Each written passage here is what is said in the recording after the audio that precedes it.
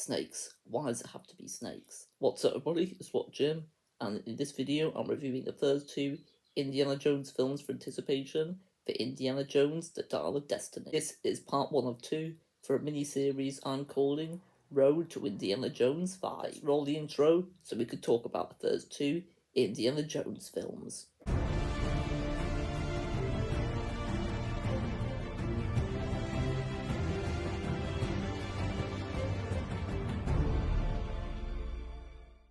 Hopefully you enjoyed that intro I made.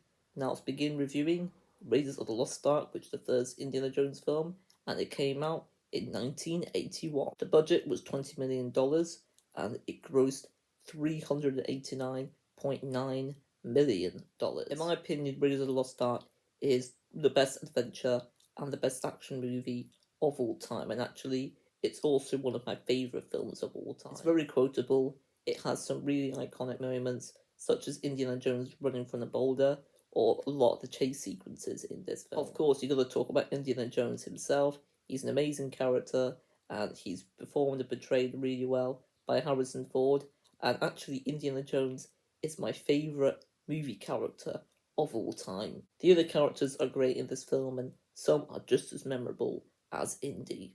Marion, who's Indiana Jones' ex-lover in this film, she can be annoying at times, however, I do think she's still a fun character, and I enjoy her chemistry with Indiana Jones. I think Belloc in the film is a pretty great villain in my opinion.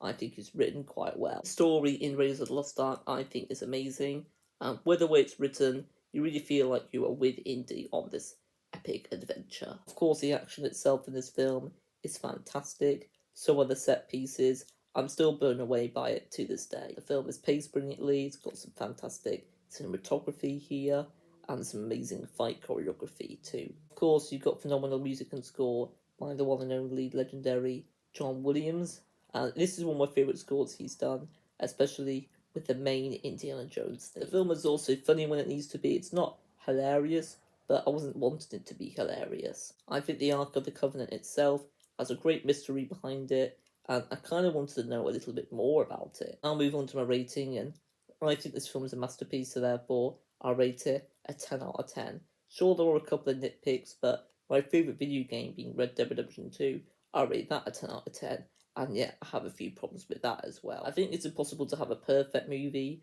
but this is just about as close to perfection as you can get.